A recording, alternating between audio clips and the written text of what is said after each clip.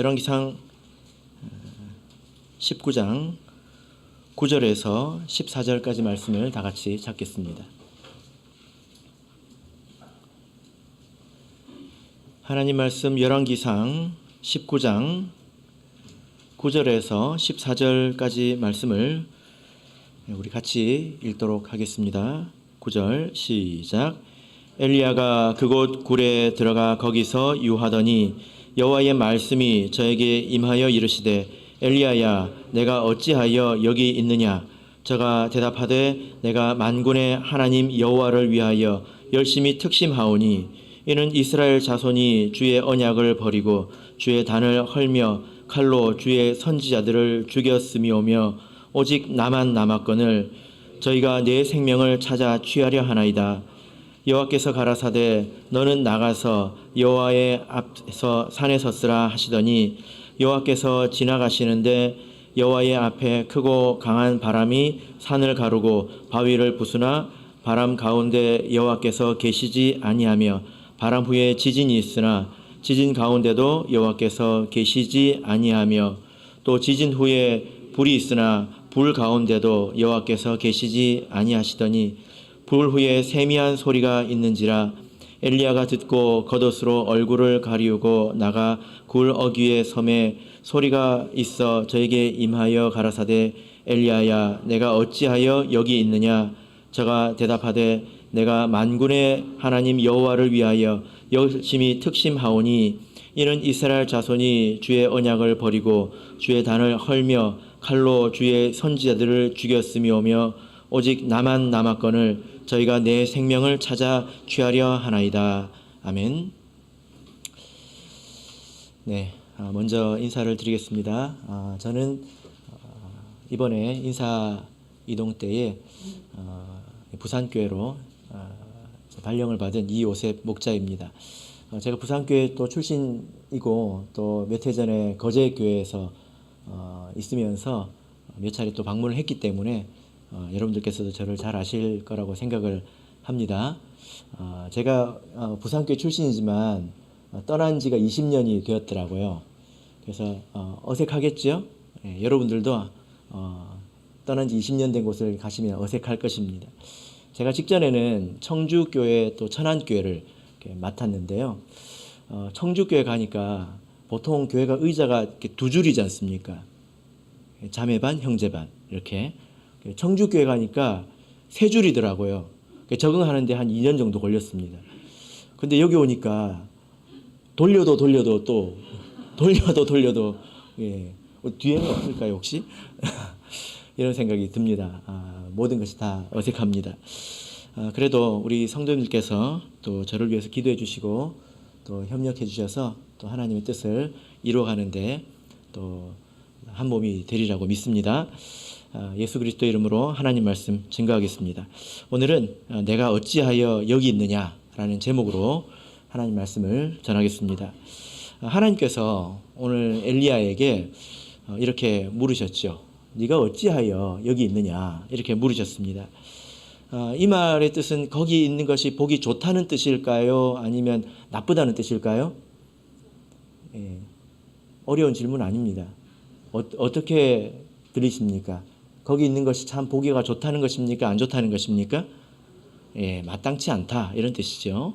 엘리야가 어디 있길래 이렇게 물어보시는 걸까요? 자, 8절을 보시면 이에 일어나 먹고 마시고 그 식물의 힘을 의지하여 40주 40야를 행하여 하나님의 산 호렙에 이르니라. 엘리야가 하나님의 산 호렙에 있습니다. 그런데 그 안에 9절을 보면 굴에 들어가 있다.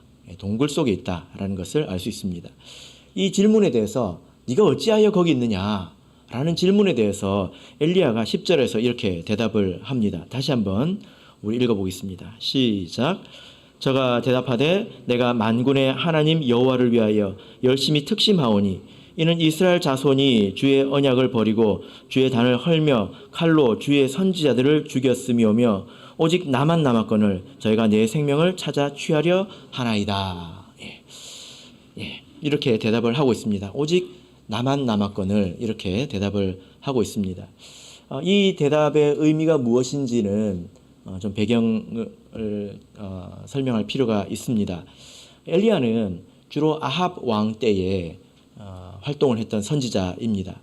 이 아합 왕 때는 국가적으로는 아주 강성한 때였습니다. 주변국들에 비해서 굉장히 힘이 강성할 때였습니다.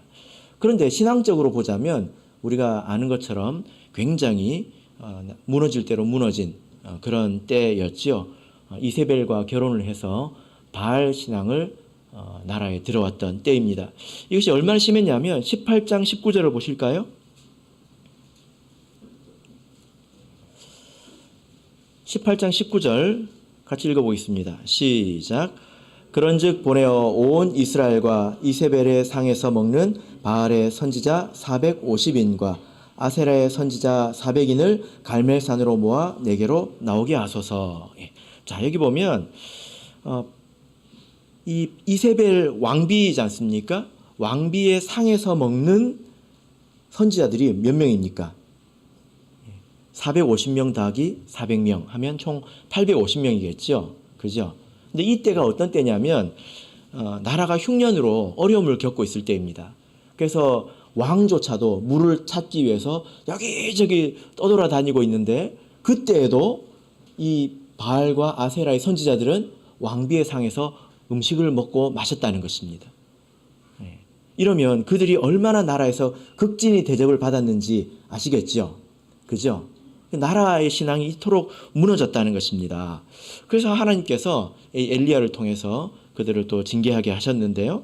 엘리야가 하나님의 명을 받들어서 갈멜산에서 이 바알과 아세라 선지자 총 850명과 대결을 하지 않습니까? 하늘에서 불이 내려서 그 재물을 불태우는 신이 참신이다 이렇게 대결을 하지 않습니까? 그 자리에서 하나님께서 불을 내려주셔서 엘리야가 승리하게 되죠. 아주 감격스러운 그런 승리였습니다. 오늘 본문은 그 이후의 그 이야기인데요. 그 이후에 어떤 문제가 생겼습니다. 어떤 문제냐면 이세벨이 그 이야기를 듣고 엘리야를 죽이겠다고 이렇게 나선 것입니다. 그죠?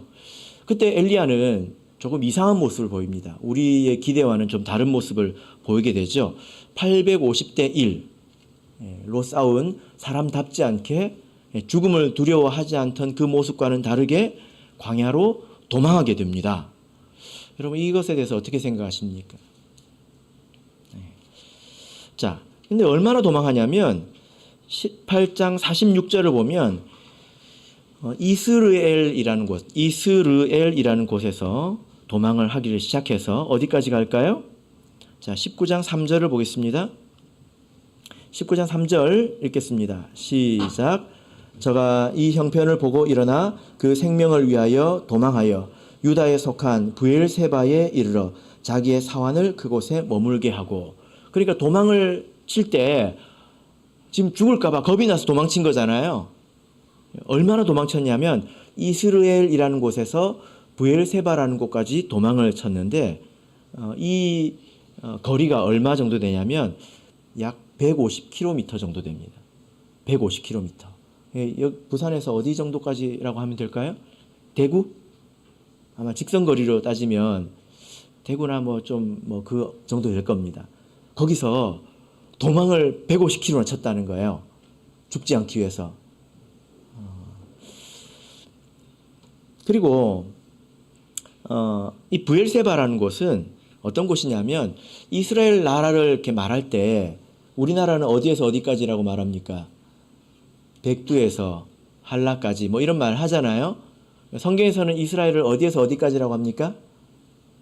단에서 브엘세바까지. 단은 북쪽 꼭대기고요. 브엘세바는 남쪽 꼭대기, 남쪽 이제 제일 아래 지점입니다. 그래서 더 내려가면 너무 뜨거워서 광야, 사막이 나오기 때문에 살 수가 없어요. 그래서 브엘세바는 가장 마지막 그 지점을 말합니다. 거기까지 끝까지 도망을 쳤습니다. 이제 4절을 보실까요? 9장 4절을 보시면 스스로 이제 혼자 스스로 광야로 들어가 하룻길쯤 행하고, 그렇게 해서 그 밑은 사람이 살 수 없는 곳입니다. 근데 그곳에서도 하루를 더 갔다는 거예요. 아주 열심히 도망을 쳤죠. 그죠? 또 그 안에서 여행이 굉장히 힘들었을 것입니다. 왜냐하면 광야는 우리가 실제 가보면 하루도 갈 수가 없는 곳이에요. 근데 거기 가서 어디 나무 밑에 숨습니까? 로뎀 나무 아래에 숨습니다. 왜냐하면 햇볕이 너무 뜨겁기 때문에 어디라도 좀 숨고 싶었을 거예요. 그래서 가끔 뭐 휴식터나 뭐 카페 이런 걸 보면 로뎀 나무 이렇게 그 이름을 붙여놨는데 로뎀 나무가 뭔지를 알고 붙였는지 모르겠습니다. 로뎀 나무가 뭔지 아십니까? 어떻게 생겼는지 아십니까? 그게 무슨 그 느티나무 같은 그런 나무가 아니에요. 제가 이제 직접 봤는데 우리나라에서 비슷한 나무를 꼭 꼽아보라면 향나무랑 비슷해요. 허리밖에 안 오는 향나무 동그란 거 있죠? 그죠? 근데 향나무는 또 잎이 빽빽하지 않습니까? 근데 로뎀 나무는 그러지도 않아요. 그늘도 거의 없습니다. 엘리야의 그 모습을 한번 생각해 보세요. 죽이겠다는 그 위협에 놀라서 나라 끝까지 도망을 하고 그것도 모자라서 광야를 하루길을 더 가서 너무 힘들어 지쳐가지고 로뎀 나무 그늘도 거의 없고 이 몸을 수그려도 잘 들어가지지도 않는 그런 그늘 밑에 들어가서 잠을 청했다는 거예요. 불쌍하죠? 그죠? 지금 엘리야의 상태가 이런 상태입니다. 하나님께서 그때 엘리야를 불쌍히 여기셔서 죽여달라고 하는 그 엘리야를 불쌍히 여기셔서 그에게 음식을 공급을 해주시죠. 그죠? 그래서 그가 음식을 먹고 8절을 보시면 그 음식이 아주 슈퍼푸드였던 것 같습니다. 40주 40야를 걸어서 하나님의 산 호렙에 이르게 되었습니다.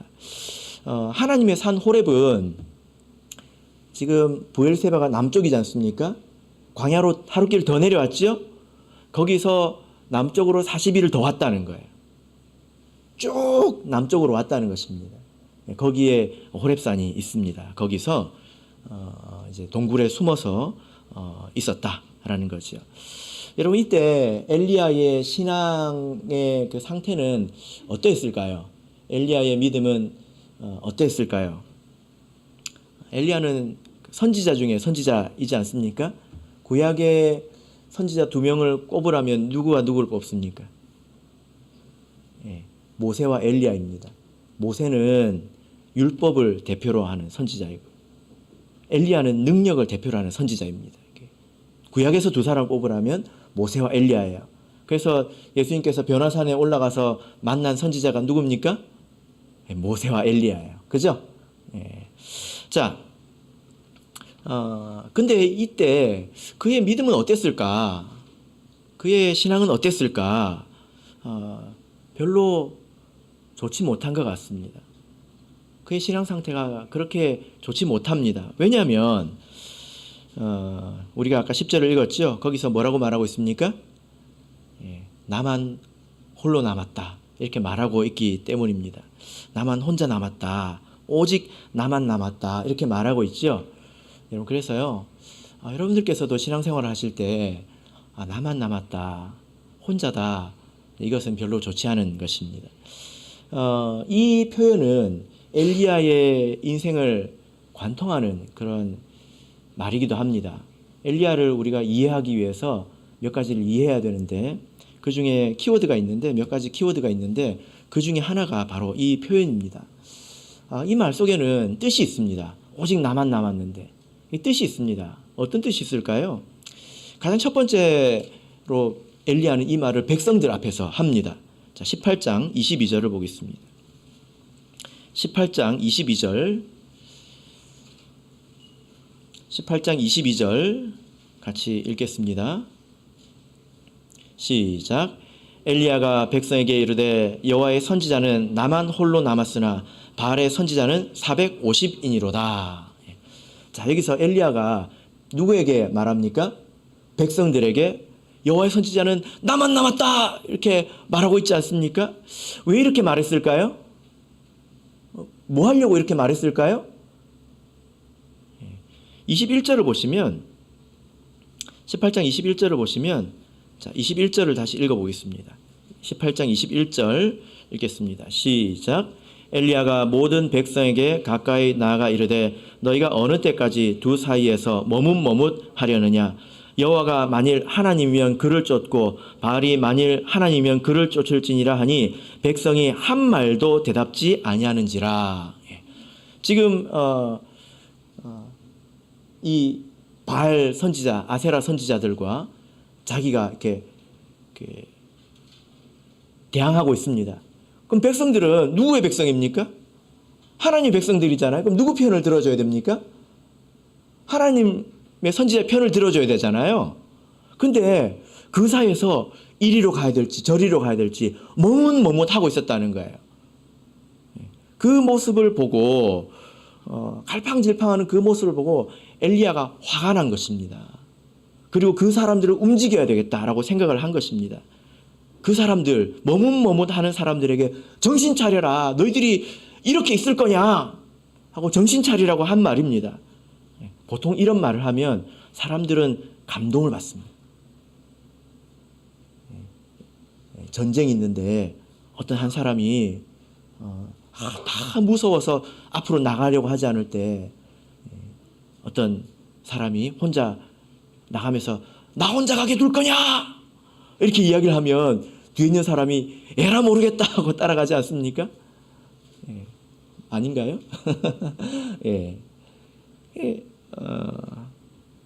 이것은 백성들을 움직이게 하려고 한 말입니다. 그러나 사실 이 말은 틀린 말이죠. 오직 나만 홀로 남았다. 이 말이 맞는 말입니까? 틀린 말입니까? 맞아요? 틀려요?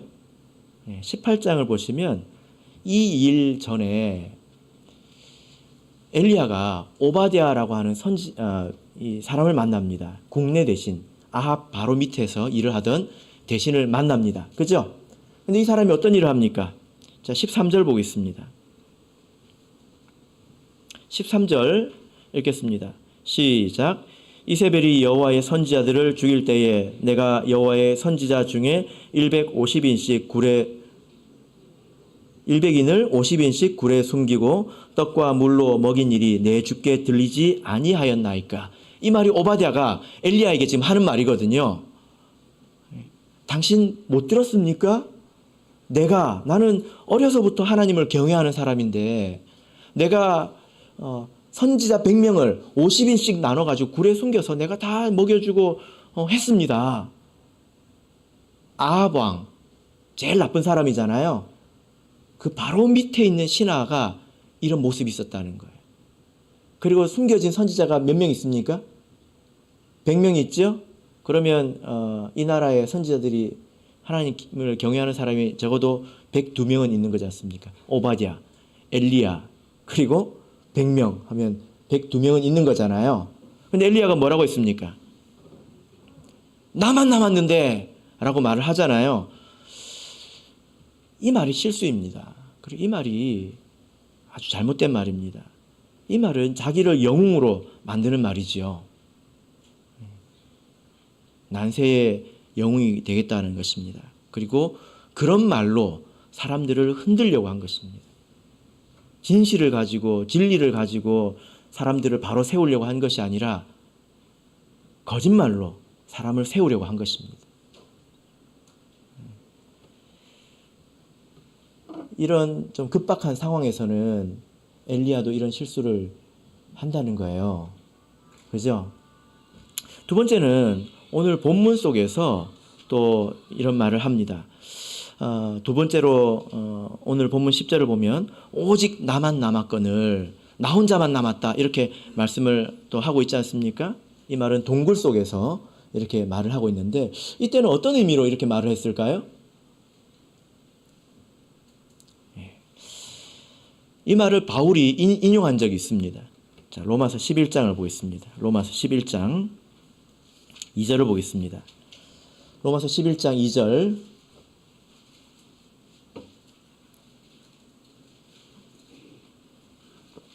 로마서 11장 2절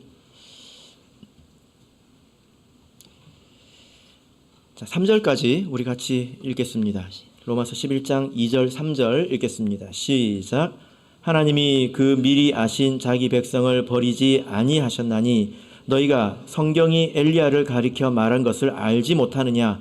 저가 이스라엘을 하나님께 송사하되 주여 저희가 주의 선지자들을 죽였으며 주의 제단들을 헐어버렸고 나만 남았는데 내 목숨도 찾나이다 하니.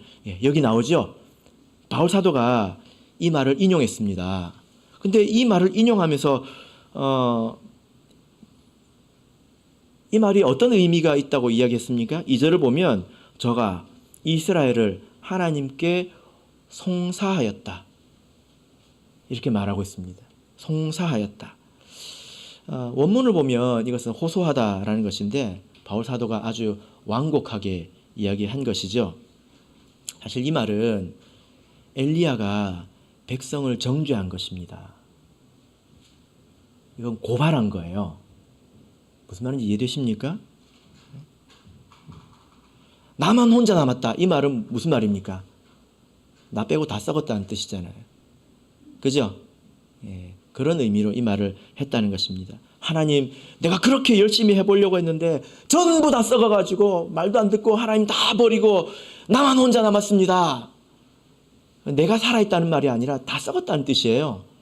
이스라엘 백성을 그렇게 하나님 앞에 고발한 것입니다. 그리고 이 말은 사실은 또 하나님에 대한 토로이기도 합니다.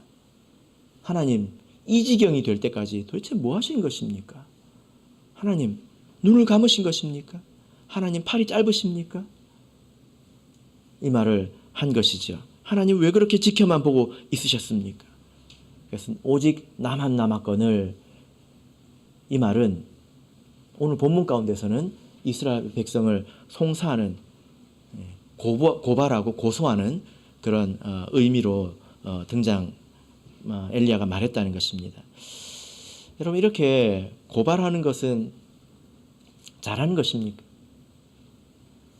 신앙적으로 잘하는 것일까요? 못하는 것일까요?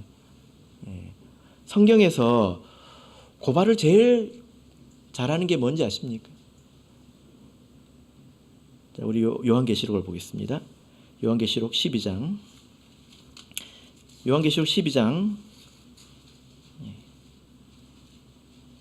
10절을 보겠습니다.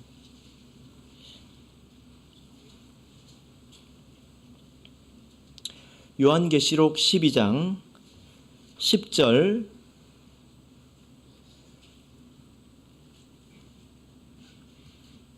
읽겠습니다. 시작. 내가 또 들으니 하늘에 큰 음성이 있어 가로되 이제 우리 하나님의 구원과 능력과 나라와 또 그의 그리스도의 권세가 이루었으니 우리 형제들을 참소하던 자 곧 우리 하나님 앞에서 밤낮 참소하던 자가 쫓겨났고. 자, 여기 보면 우리 형제들을 밤낮 참소한다. 이 밤낮 고자질한다는 거거든요. 누굽니까? 마귀입니다. 마귀. 마귀의 자리가 있어요. 어디입니까? 마귀가 가장 효율적으로 일을 하는 자리는 하나님 앞입니다. 거기서 뭐 합니까? 고자질합니다. 거짓말로 고자질할까요? 진짜 맞는 말로 고자질할까요? 거짓말하면 하나님께서 혼내시겠죠? 그죠? 맞는 말만 가지고 계속 고자질한다는 것입니다. 그래서 성경을 보면 욥기에 이런 장면이 나오죠. 하나님께서 내 종 욥을 보았느냐 하니까 욥이 계속 고발하지 않습니까? 고자질하지요. 하나님, 욥이 그냥 그러겠습니까? 누구도 그렇게 축복을 해주시면 다 하나님 그렇게 믿지요. 그래서 하나님께서 그것을 다 뺏어보라고 하지 않습니까? 그래도 욥이 믿음을 지키니까 또 뭐라고 말합니까?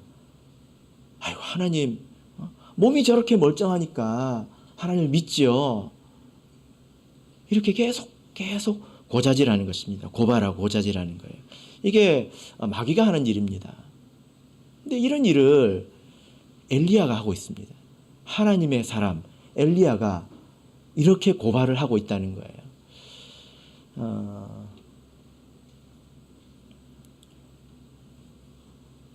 그래서 고발하는 것은 별로 좋지 않습니다.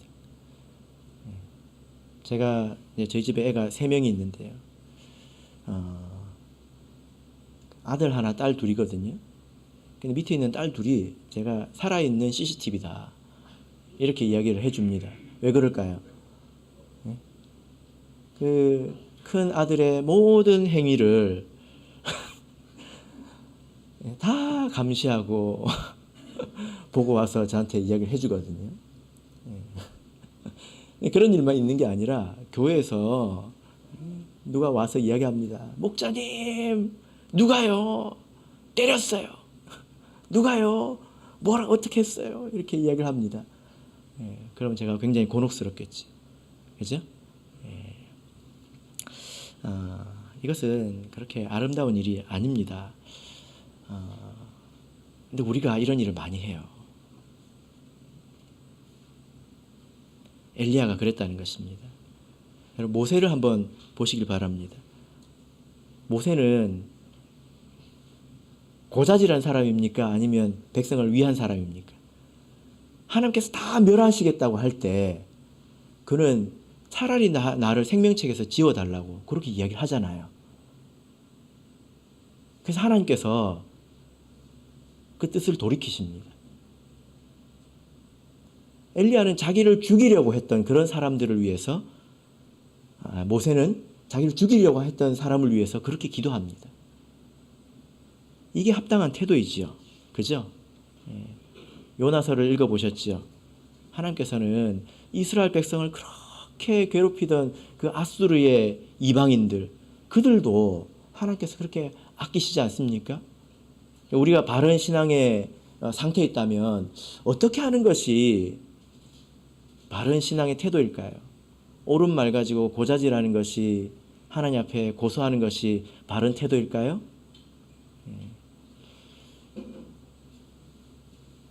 제가 최근에 이런 생각을 합니다. 뭐냐면은 이제 다음에 또 저희 어머니 일을 잠시 말씀을 드리겠지만 조금 들으신 또 분도 계실 텐데요. 많은 어려움을 겪고 있습니다. 사령이 역사하고 있는 그런 상황인데요. 근데 제가 보니까 그런 분도 제가 불쌍히 여기고 있더라고요. 만약에 여러분 한번 생각해 보세요. 여러분의 자녀가 하나님을 등지고 배반하고 사령에게 틈을 주어서 사령이 심하게 역사를 한 상황이라면 여러분들은 다른 성도들에게 뭐라고 말하겠습니까? 불쌍히 여겨주시고 같이 기도해달라고 하지 않겠습니까? 우리가 그런 마음이면 하나님 앞에 고자질할 일이 없습니다. 엘리야가 지금 이런 상태에 빠졌다는 것입니다. 물론 그가 어려운 일을 많이 겪었죠. 그러나 이런 일에 빠진 것은 안타까운 것입니다. 엘리야가 이런 신앙의 상태로 하나님께 백성을 고자질하는 상태로 지금 동굴 속에 들어가 있습니다. 비록 그가 도착한 곳은 하나님의 산이지만 그는 동굴 속에 있다는 거예요. 여러분 동굴 가보셨습니까? 고수동굴 가보셨습니까? 제주도 만장굴 가보셨습니까? 동굴 어떤 곳입니까? 살기 좋습니까? 가보니까 저는 구경하는 것도 별로 안 좋더라고요. 성경에서 동굴이라는 표현이 구약 성경을 보면 40번 정도 나옵니다. 이걸 다 찾아보면요. 우리 한 군데만 찾아보겠습니다. 창세기 19장입니다. 창세기 19장 30절을 보겠습니다.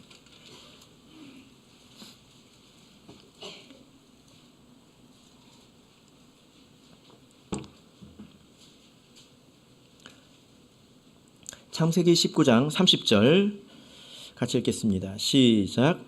롯이 소알에 거하기를 두려워하여 두 딸과 함께 소알에서 나와 산에 올라가 거하되 그 두 딸과 함께 굴에 거하였더니. 이 동굴에 사는 것은 평범한 일이 아니죠. 왜 들어갔습니까? 두려워서 들어갔다는 거예요. 그래서 이 굴이라는 표현을 성경에 찾아보면 거긴 두려워서 숨는 곳이고 또 시체를 묻는 곳이고 또 도망하여 피하는 곳이고 또 사울은 거기서 용변을 봤죠. 그런 곳이 동굴입니다. 하나님의 산에 동굴이 있다는 거예요. 하나님의 산에 동굴이 있습니다. 하나님의 산은 어디입니까? 윤산입니까? 어디죠? 교회이죠. 교회 속에 뭐가 있다는 거예요? 하나님의 산에 굴이 있습니다. 교회에 뭐가 있습니까? 교회에도 굴이 있을 수 있습니다. 그래서 동굴 속에서 신앙생활을 한다는 말이 무슨 말인지 여러분 한번 생각을 해보시기를 바랍니다. 엘리야와 같은 상태이지요. 그죠? 하나님과 또 하나님의 백성에 대한 신뢰를 잃어버렸습니다. 그냥 자기 혼자 하나님을 믿으려고 하는 거예요. 섬기려고도 하지 않고 교제하려고도 하지 않습니다. 자기 나름의 상처가 그 마음속에 있기 때문이죠. 그러나 하나님께서 또 틀림없이 계시기 때문에 하나님을 떠나지는 않습니다. 여러분 어떻게 생각하십니까? 이런 신앙은 병든 신앙이죠. 그죠? 그래서 제가 이렇게 보니까 이런 신앙에 빠진 사람들이 도리어 더 하나님께 집착하는 경우가 있어요. 하나님을 바로 믿는 게 아니라 집착이에요. 그러나 하나님은 참 자비로우십니다. 본문으로 돌아가겠습니다. 열왕기상 19장을 보겠습니다.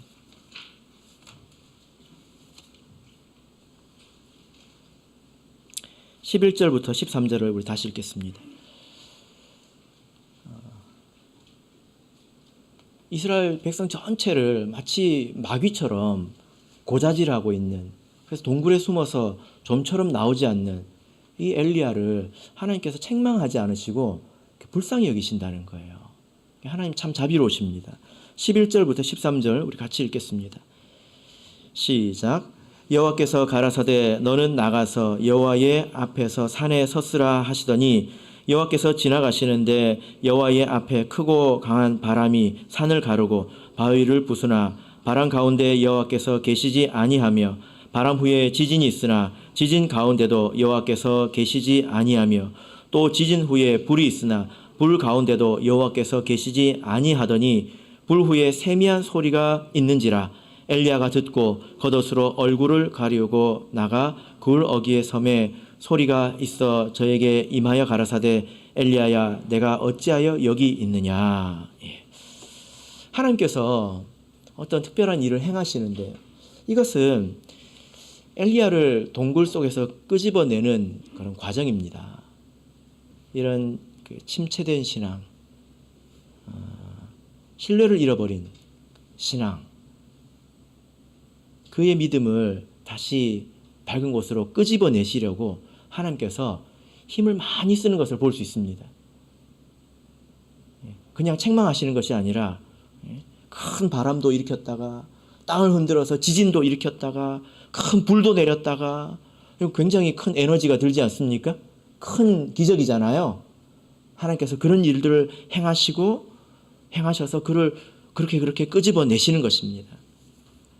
마지막에 세미한 소리가 있었는데 그 가운데서 엘리야는 하나님을 발견하지요. 그 큰 지진이나 또 불이나 이런 장엄한 일들 속에서 하나님을 발견하는 것이 아니라 세미한 소리 가운데서 하나님을 발견하고 그래서 두려워서 겉옷으로 얼굴을 이렇게 가리게 됩니다. 우리가 하나님을 만나면 두려운 마음이 듭니다. 이것은 어떤 의미일까요?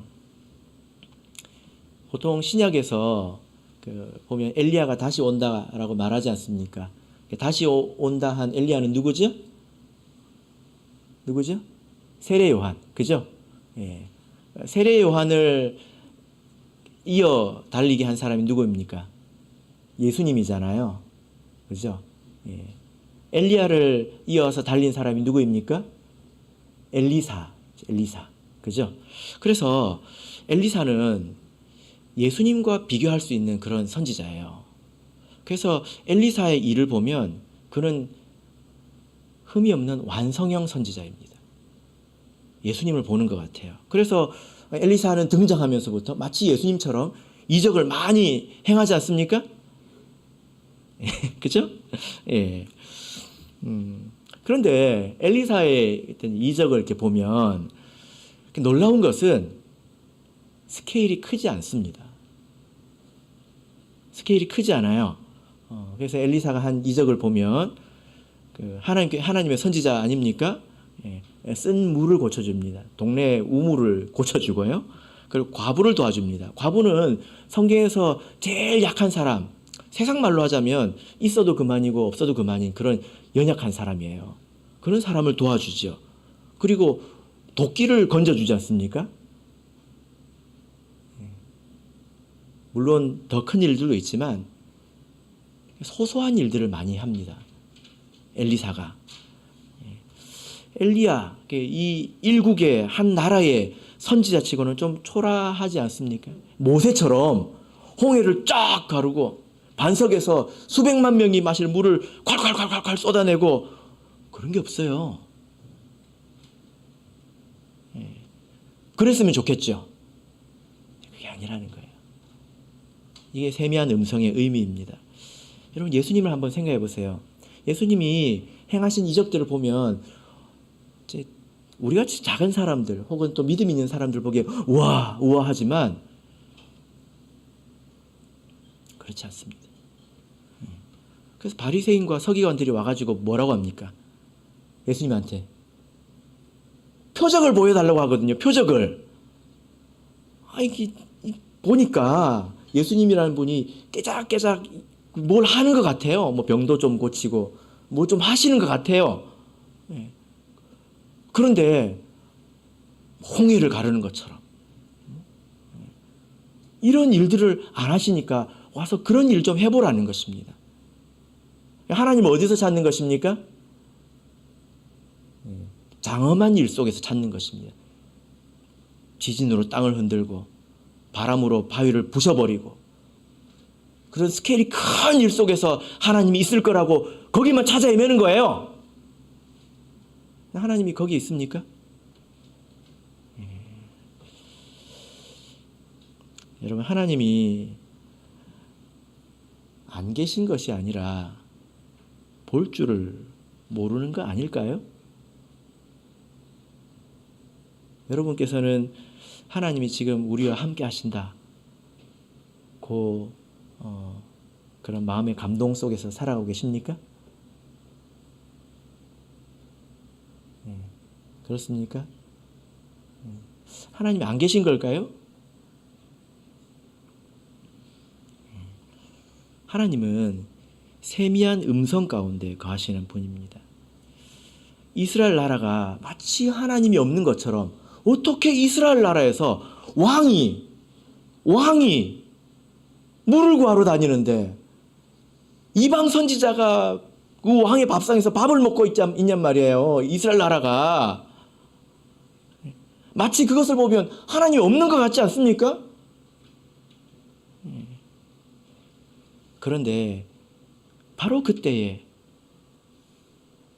과부는 하나님의 은혜를 얻었고 물은 치유되었고 도끼는 물에서 떠올랐다는 거예요.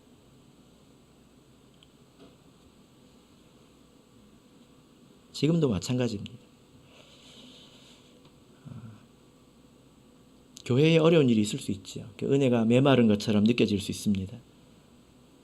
그런데 그렇다고 해서 우리가 하나님의 은혜가 없는 것처럼 상처받고 냉랭해져야 될까요?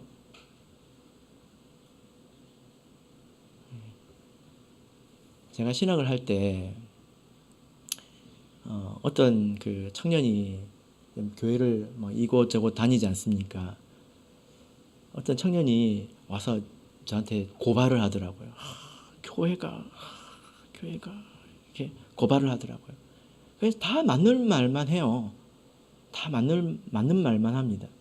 그런데 참 신기한 것은 그 교회에서도 어떤 성도는 믿음이 자라고 또 기도가 깊어지고 사람이 변하고 있었습니다.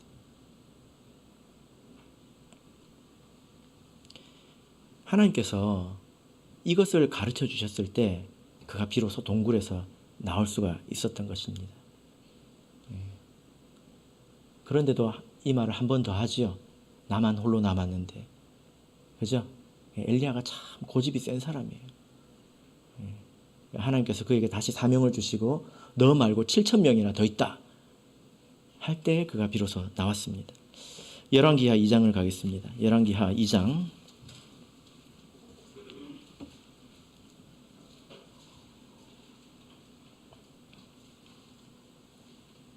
11절을 보겠습니다.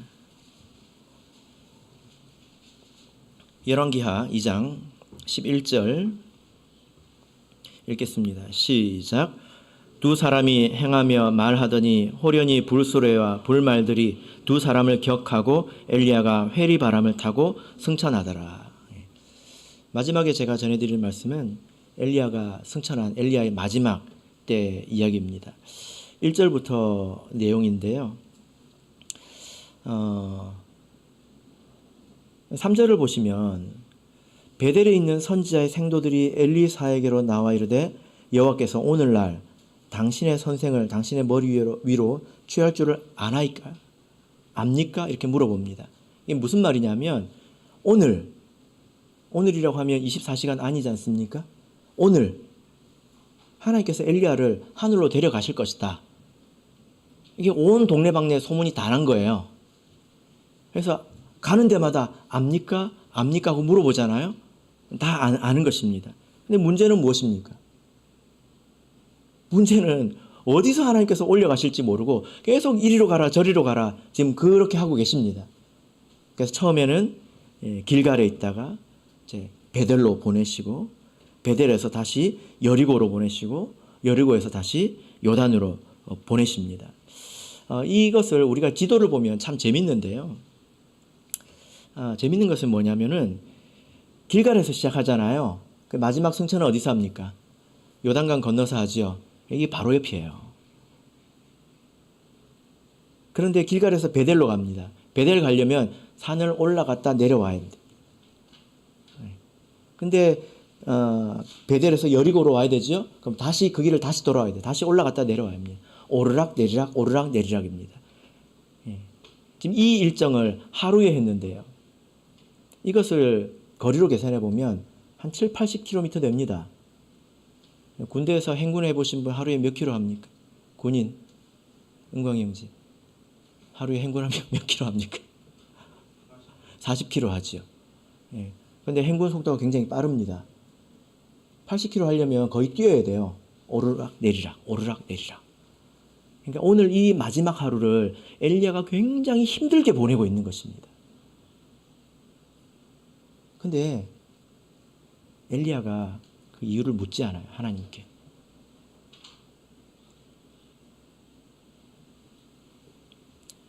엘리야는 그저 하나님 말씀에 순종하고 있지요. 때로는 이렇게 아무 설명도 없이 하나님께서 가라고 하시는 그 음성이 우리에게는 아주 어렵게 다가오기도 합니다. 그런데 그때에 누가 함께 있습니까? 엘리사가 함께 있죠. 이 말씀에 대한 이해는 뭐 여러 가지가 가능하겠지만 저는 이렇게 봅니다. 엘리야는 엘리사를 배려한 것이고 엘리사는 엘리야와 함께한 것입니다. 그 고된 길을 혼자 가게 하지 않겠다라고 한 것이지요. 그렇죠? 그래서 마지막 순간에 엘리야를 보면 그는 오직 나만 남았거늘 이렇게 말하지 않습니다. 그 어려운 길, 하루에 80km를 오르락 내리락 해야 되는 그 길을 엘리사가 절대 내가 당신을 떠나지 않겠다. 혼자 가도록 내버려 두지 않겠다. 하거든요. 그죠? 그 둘 사이의 관계가 얼마나 친밀한지 하나님께서 불말과 불병거를 보냅니다. 여러분 성경에서 제일 무서운 무기가 뭔지 아세요? 병거예요. 병거, 철병거. 지금으로 치면 탱크입니다. 탱크. 이 둘 사이의 관계는 하나님께서 불말과 불병거를 보내지 않는 이상은 깨지지 않는 관계가 됐다는 거예요. 그래서 병거 타고 하늘에 올라간 게 아니잖아요. 불병거 타고 올라가면 새카맣게 탈걸요. 회리바람을 타고 올라갑니다. 그 둘 사이의 관계가 얼마나 깊은 신뢰의 관계에 있었는지를 보여주고 있는 것입니다. 그래서 마지막 순간에는 엘리야는 나만 혼자 남았다 이렇게 말하지 않습니다. 말씀의 결론 맺겠습니다. 하나님께서 엘리야에게 내가 어찌하여 여기 있느냐 이렇게 물으셨습니다. 하나님께서 오늘 여러분들에게 네가 어찌하여 거기 있느냐 만약에 이렇게 물으신다면 그것이 여러분들에게는 어떤 의미일까요? 그리고 그곳에서 인도하여 내신 하나님의 자비가 여러분 모두에게 있기를 바랍니다. 그래서 이 마지막 순간에 승천하는 순간에